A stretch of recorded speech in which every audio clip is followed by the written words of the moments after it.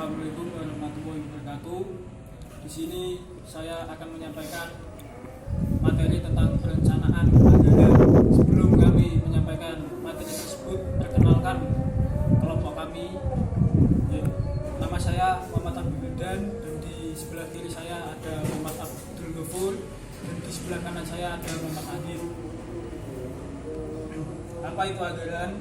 Anggaran atau budget adalah rencana tertulis mengenai kegiatan suatu organisasi yang dinyatakan secara kuantitatif untuk jangka waktu tertentu dan umumnya dinyatakan dalam satuan uang.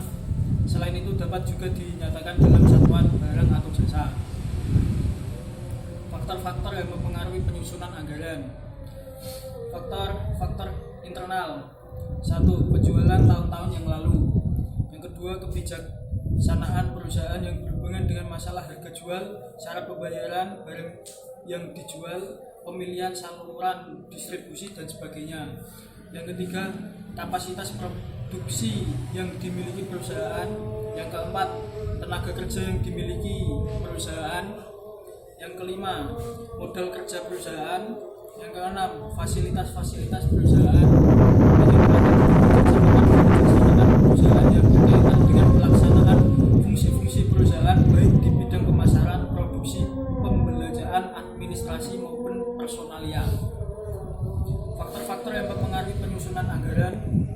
Faktor-faktor eksternal. Yang pertama, keadaan persaingan. Yang kedua, tingkat pertumbuhan penduduk. Yang ketiga, tingkat penghasilan masyarakat. Yang keempat, tingkat pendidikan masyarakat. Yang kelima, tingkat penyebaran penduduk.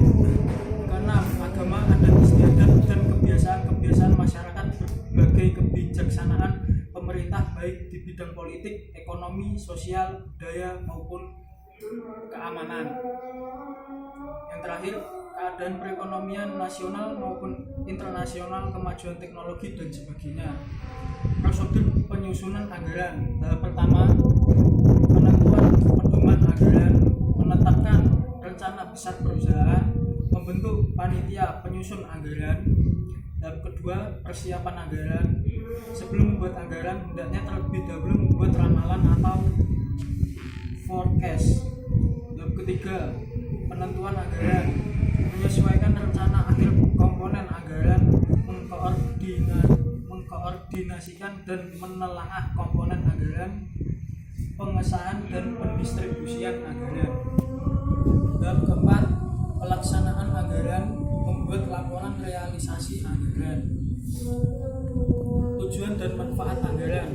Tujuan disusunnya anggaran. Yang pertama, digunakan sebagai landasan yuridis formal dalam memilih sumber dan investasi dana, mengadakan pembatasan jumlah dana yang dicari dan digunakan, merinci jenis sumber dana yang dicari maupun jenis investasi dana sehingga dapat mempermudah pengawasan, merasionalkan sumber dan investasi dana agar dapat mencapai hasil yang maksimal, menyempurnakan rencana yang telah disusun karena dengan anggaran menjadi lebih jelas dan nyata terlihat,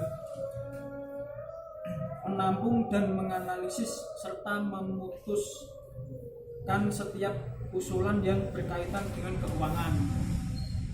Tujuan dan manfaat anggaran. Yang kedua, manfaat anggaran.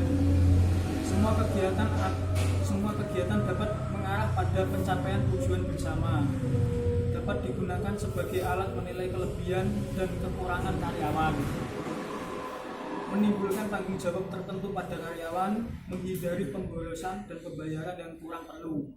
Sumber daya dapat dimanfaatkan seefisien mungkin. Alat pendidikan bagi para manajer.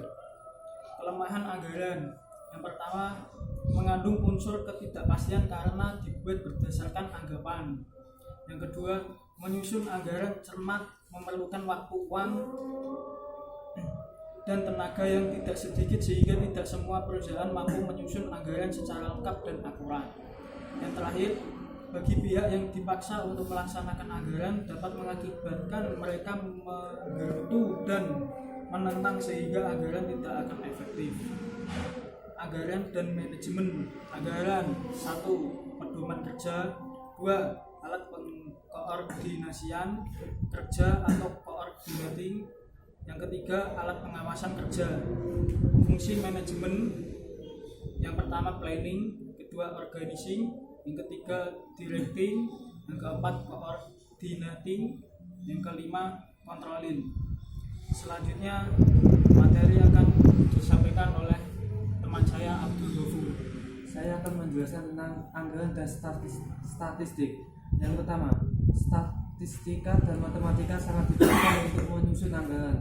Yang kedua, ketepatan mengadakan forecasting sangat tergantung pada kelengkapan tersedianya data, juga tergantung pada ketepatan penggunaan metode statistika dan metode matematika yang dipergunakan untuk menguasai fungsi anggaran. Jadi menjadi tiga. Yang pertama perencanaan, kedua pengawasan, ketiga pelaksanaan. Yang pertama fungsi perencanaan. Perencanaan meliputi tindakan memilih dan menghubungkan